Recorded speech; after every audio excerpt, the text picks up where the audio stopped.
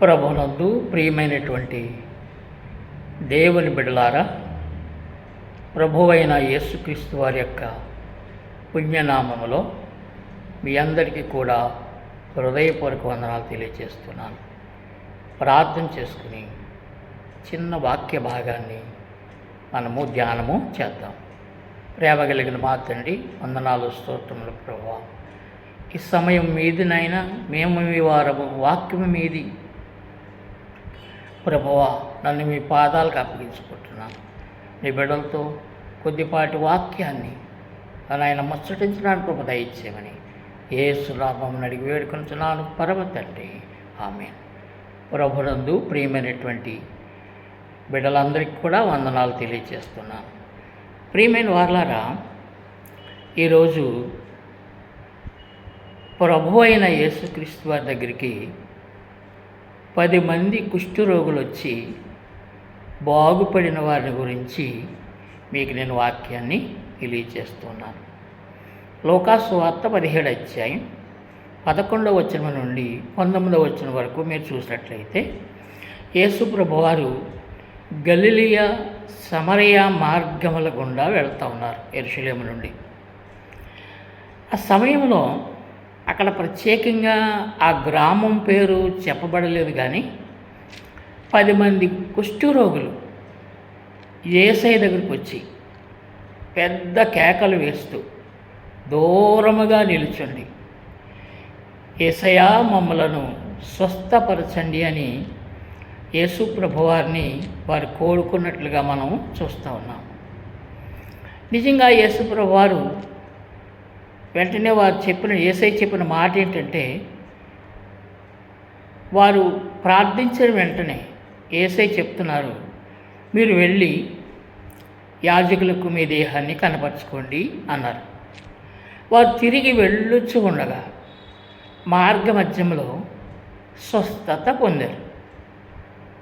ప్రియులారా, స్వస్థత పొందిన వెంటనే వారిలో ఒకడు సమరయుడు, అన్యుడు. వెంటనే వాడు వెనుదిరిగి 16వ వచనం మీరు జాగ్రత్త చూసినట్లయితే, నేను ఒకసారి చదువుతాను, కొంచెం జాగ్రత్తగా వాక్యాన్ని వినవలసిందిగా మనవి చేస్తున్నాను. 16వ వచనం నేను చదువుతాను.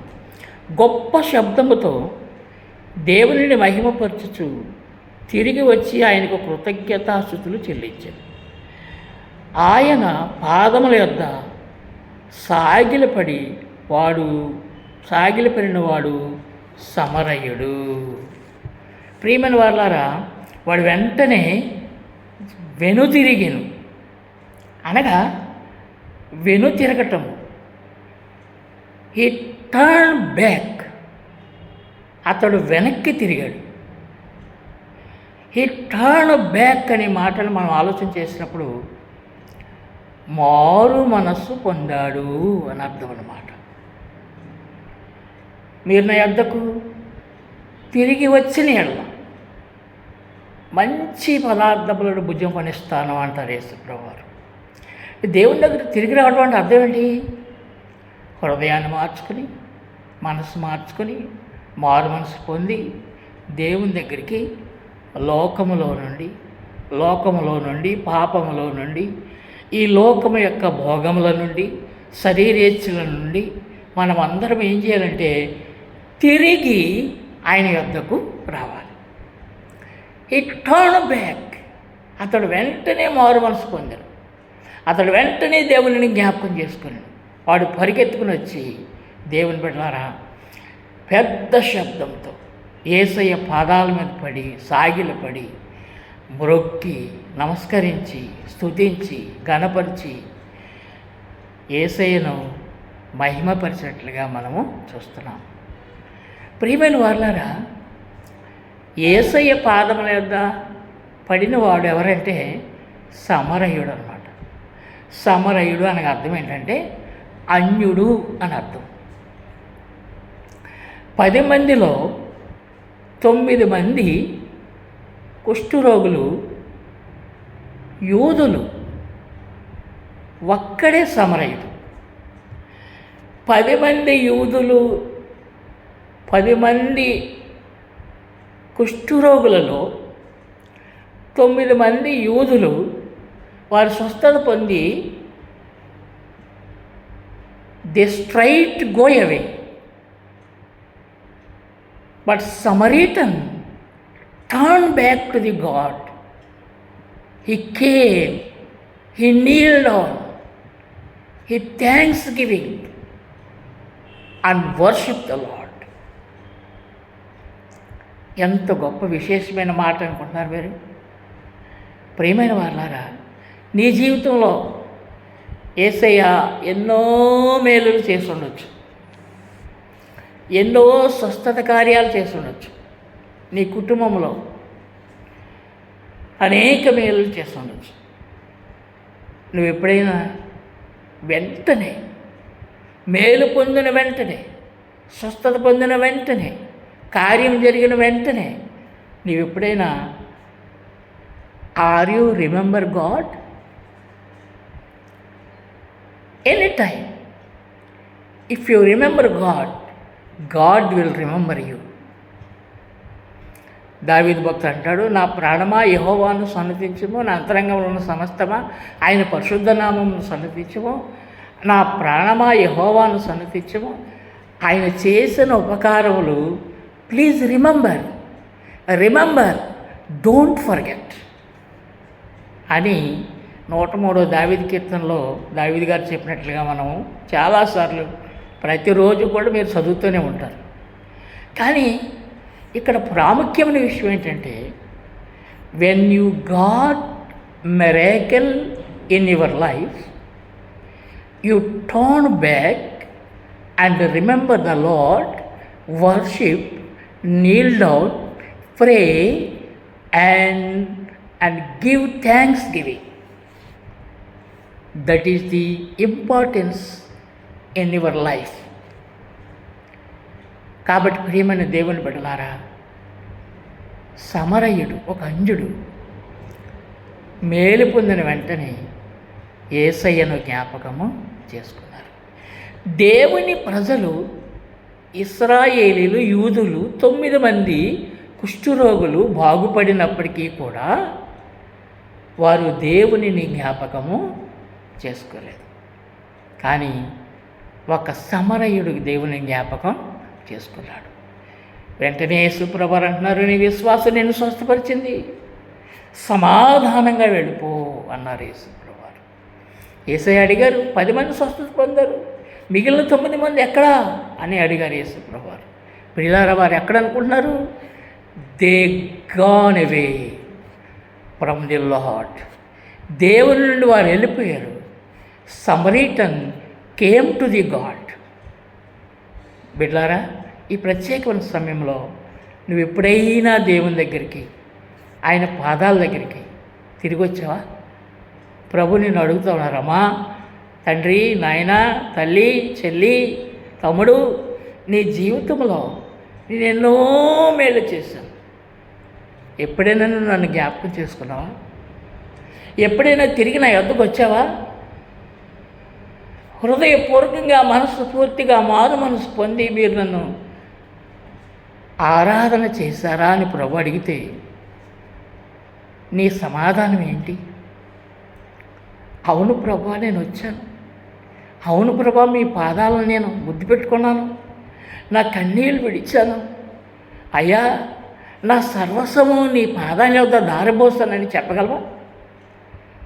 యేసు ప్రభువారు జాలి కలిగిన దేవుడు. ప్రియులారా, విషయం చెప్పనా? 10 మంది కుష్ఠరోగుల్లో ఒకడు సమరయుడు దేవుని దగ్గర తిరిగి వస్తే, యెరూషలేము నుండి యెరికోకు వెళ్ళిపోతున్నటువంటి దారి మధ్యలో, మార్గ మధ్యంలో కొట్టబడిన వాడిని పరామర్శించింది కూడా సమరయుడే. యాజకుడు కానీ ఈ లేవుడు కానీ వాళ్ళు యూదులే. కానీ దేవుని ప్రజలు దేవుని మహిమను, దేవుని అద్భుతాలను, దేవుని వాగ్దాలను కలిగినటువంటి యూదులు దేవుని జ్ఞాపకం చేసుకోలేదు. కానీ అన్యుడైనటువంటి సమరయుడు దేవుని జ్ఞాపకం చేసుకున్నాడు. నీవెవరైనా సరే ఈ సమయంలో మీరెవరైనా సరే యేసయ్యకు భేదం లేదు, యేసయ్యకు వ్యత్యాసం లేదు, యేసయ్యకు బొల్లిపచ్చడం లేదు. చెప్పాలంటే మీకు అర్థం అవ్వాలని చెప్తున్నాను. కనుక ఆయన వద్దకు తిరిగి వచ్చిన వారిని ఆయన ఎన్నడూ కూడా ఆయన విడిచిపెట్టడు, త్రోసివేయడు, వెళ్ళిపోమని చెప్పడు. కనుక నువ్వు ఘోరమైన పాపివైనా, ఘోరమైనటువంటి చెడ్డ అలవాట్లున్నా, నీ జీవితంలో నీ ఇష్టానుసారంగా నువ్వు జీవిస్తున్నా, నీవు ఇంకా యేసయ్యను తెలుసుకోకపోయినా, ఇప్పుడైనా సరే ఇది మిక్కిలి అనుకూల సమయం, ఇదే రక్షణ దినము.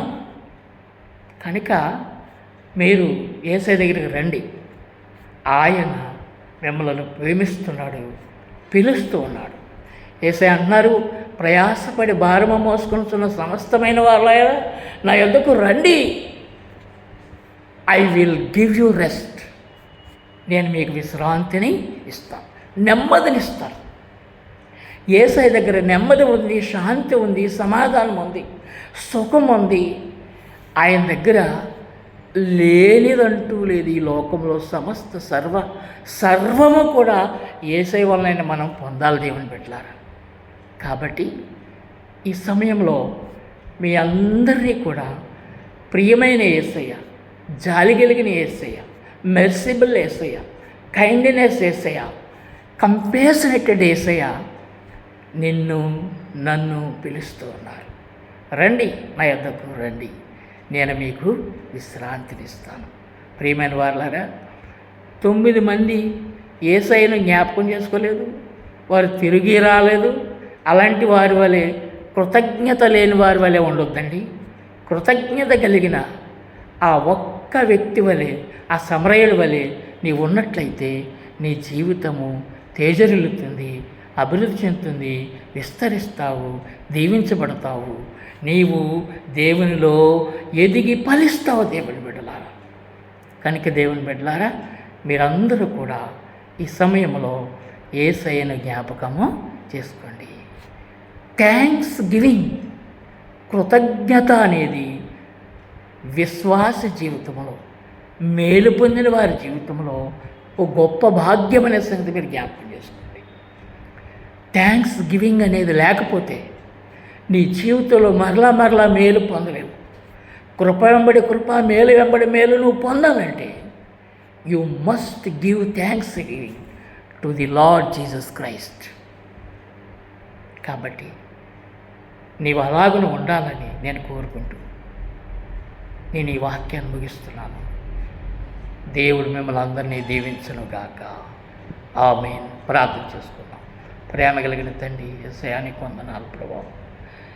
ఈ సమయంలో తండ్రి, నీ యొద్దకు వచ్చి వారిని ఎంత మాత్రమో త్రోసివేసే దేవుడు కాదు ప్రభా నాయన.